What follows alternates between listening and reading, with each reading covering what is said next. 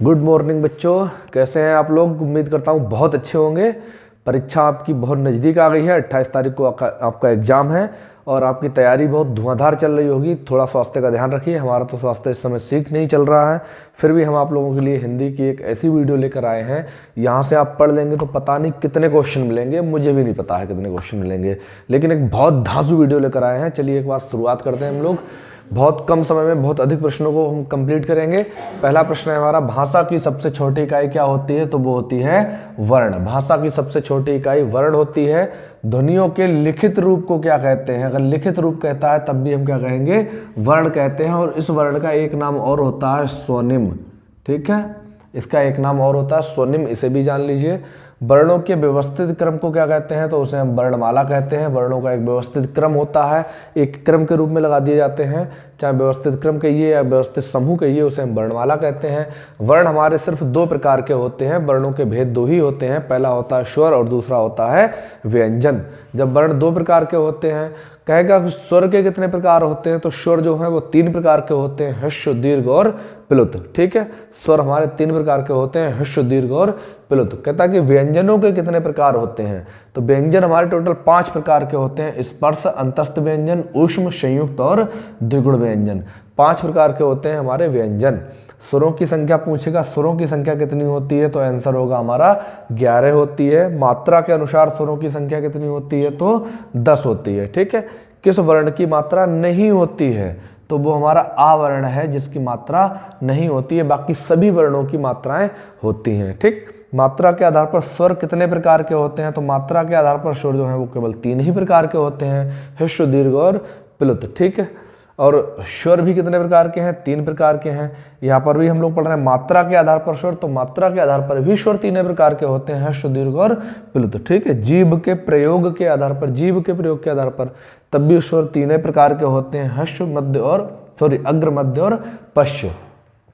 अग्र स्वर का मतलब जो जीभ के आगे से बोले जाते हैं, मध्य का मतलब मध्य से बोले जाते हैं, पश्च का मतलब बिल्कुल पीछे से बोले जाते हैं। ठीक, मुख के खुलने के आधार पर स्वर 4 प्रकार के होते हैं, विव्रत, अर्धविव्रत, संवृत और अर्ध संवृत। ठीक है, स्पर्श व्यंजनों की संख्या कुल कितनी होती है? तो स्पर्श व्यंजनों की संख्या होती है टोटल 25। अगर पूछे कहाँ से लेकर होती है, तो का से लेके माँ तक। ठीक, ये नोट कर लीजिए, का से माँ तक। संस्कृत में हम लोग कहते हैं इसे काद्योमावसाना स्पर्शः, काद्योमावसाना स्पर्शः, लेकिन का से लेके माँ तक के सभी वर्ण क्या कहलाते हैं? स्पर्श व्यंजन कहलाते हैं। इसीलिए इनकी संख्या कितनी होती है? 25 होती है। और स्पर्श व्यंजनों को हम लोग वर्ग व्यंजन भी कहते हैं, ये भी याद रखिएगा। स्पर्श व्यंजनों को वर्ग व्यंजन भी कहते हैं। स्पर्श व्यंजनों में वर्गों की संख्या कितनी होती है? 5 ही होती है। कौन कौन से होते हैं? तो वो होते हैं का, च, ट, त, पा। का वर्ग, चा वर्ग, टा वर्ग, ता वर्ग और पा वर्ग। तो का, च, ट, ता, पा। और संस्कृत में होते हैं ये कु, चु, टू, तु, पु, कु, चु, टू, तु, पु। ठीक, अंतस्थ व्यंजनों की संख्या कितनी होती है? तो अंतस्थ व्यंजन हमारे 4 होते हैं, या, रा, ला और वा, या, रा, ला, वा। ठीक, इसके बाद अगला प्रश्न है, ऊष्म व्यंजनों की संख्या कितनी होती है? तो ऊष्म व्यंजनों की संख्या भी 4 ही होती है। जितनी अंतस्थ की होती है उतनी ही ऊष्म की होती है। ये होते हैं सा, सा, सा, सा और हा। ठीक, कहेगा कुल व्यंजनों की संख्या कितनी होती है? तो कुल व्यंजन हमारे 33 ही होते हैं। हाँ, हमारे टोटल व्यंजनों की संख्या 33 होती है। घोषत्व के आधार पर व्यंजनों के कितने भाग होते हैं? तो घोषत्व के आधार पर व्यंजनों के 2 ही भाग होते हैं। पहला होता है अघोष और दूसरा होता है सघोष। ठीक, प्राणत्व के आधार पर व्यंजनों के भाग कितने होते हैं? प्राणत्व के आधार पर व्यंजन 2 ही प्रकार के होते हैं, पहला होता है अल्प प्राण और दूसरा होता है महाप्राण। ठीक है, फिर कह रहे हैं यंग, अंगड़ा, न, मा, यम गणना नाम का कहते हैं, कहाँ से बोला जाता है? ये नासिका से बोला जाता है। नासिक के, इन्हें नासिक के व्यंजन भी कहते हैं। ठीक है, नासिक के व्यंजन के साथ साथ इन्हें पंचमा अक्षर भी कहते हैं। ठीक, पंचमा अक्षर, ये इन पंचमा अक्षरों के डबल उच्चारण स्थान होता है बच्चों, इसको ध्यान रखिएगा। जो हमारे पंचमा अक्षर होते हैं इनके 2-2 उच्चारण स्थान होते हैं। एक तो ये नासिक से बोले जाते हैं, दूसरा जिस वर्ग व्यंजन में होते हैं, जिस वर्ग के होते हैं उस वर्ग का उच्चारण स्थान होता है। जैसे कंठ का है तो कंठ, तालु का है तो तालु, मूर्धा का है तो मूर्धा। ठीक है, ओष्ठ का है तो ओष्ठ, दंत का है तो दंत, और नासिक तो है ही है, इसीलिए इनके डबल उच्चारण स्थान भी होते हैं। ठीक, फिर का वर्ग, का वर्ग में कौन कौन से आते हैं? क, ख, ग, घ, अंग, ह। ठीक, इसके बाद आ, आ, आ, आ, हा, ये सब कहाँ से बोले जाते हैं? कंठ से बोले जाते हैं। फिर चा वर्ग में आते हैं चा, छ, जा, झा, वहाँ, और ई, ये, सा, ई, यस, ई, यस, ई, या, सा, ये कहाँ से बोले जाते हैं? तालव्य से बोले जाते हैं। टावर्ग टा ठा डा डाड़ा और रे शा रा, ये कहाँ से बोले जाते हैं? मूर्धा से बोले जाते हैं। पा वर्ग में आता है पा फा बा भा मा, और पा फा बा भा मा, तो फिर उ, ये सब कहाँ से बोले जाते हैं? ओष्ठ से बोले जाते हैं। ता वर्ग में आता है ता था दा धा ना। इसके बाद ये दंत वाले, ये सब दांत से बोले जाते हैं। और दो वर्णों के योग से बना वर्ण क्या कहलाता है? तो वो कहलाता है व्यंजन वर्ण।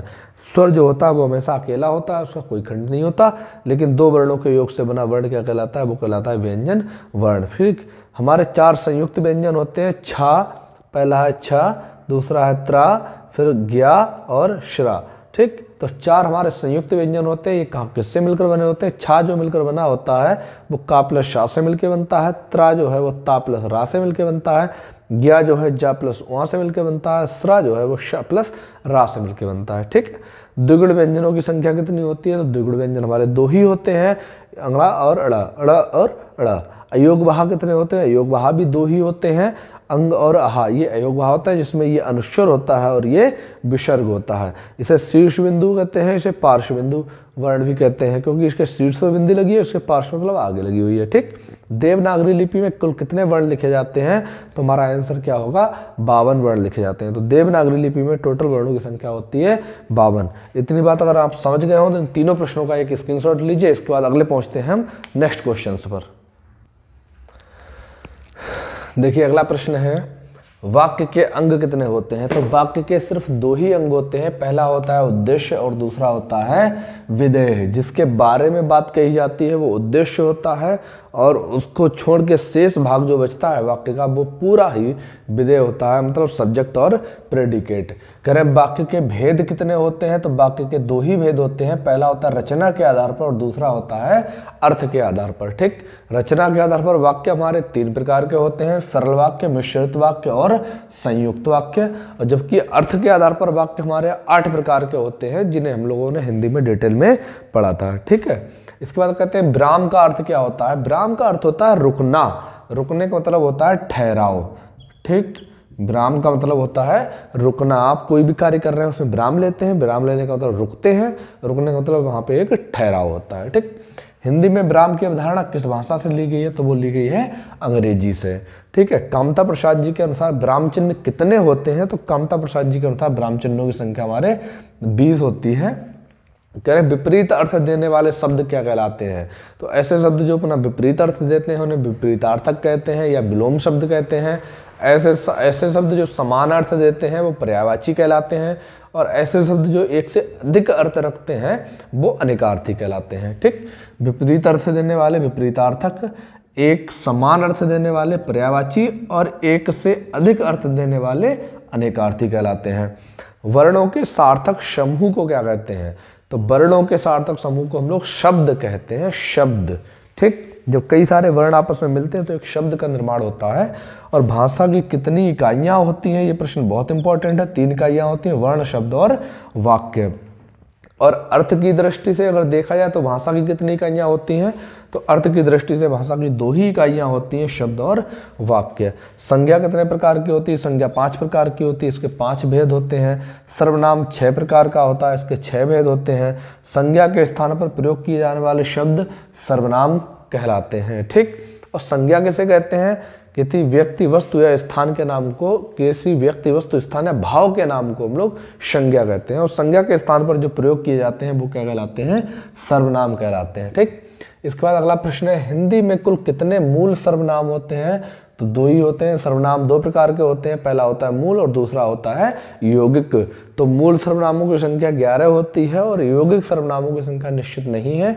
यौगिक सर्वनाम जो होते हैं वो मूल सर्वनामों को जोड़कर ही बनाए जाते हैं। ठीक, कह रहे रचना के आधार पर क्रिया के कितने भेद होते हैं? तो रचना के आधार पर क्रिया के 2 ही भेद होते हैं, एक होती है अकर्मक और एक होती है सकर्मक। अकर्मक क्रिया वो होती है जिसमें कर्म छिपा रहता है, और सकर्मक क्रिया वो होती है जिसमें कर्म नहीं होता। सकर्मक क्रिया वो होती है जो कर्म सहित होती है, और अकर्मक क्रिया वो होती है जिसमें कर्म नहीं होता है। ठीक, फिर कह रहे हैं विशेषण के प्रकार। विशेषण हमारे टोटल 4 प्रकार के होते हैं।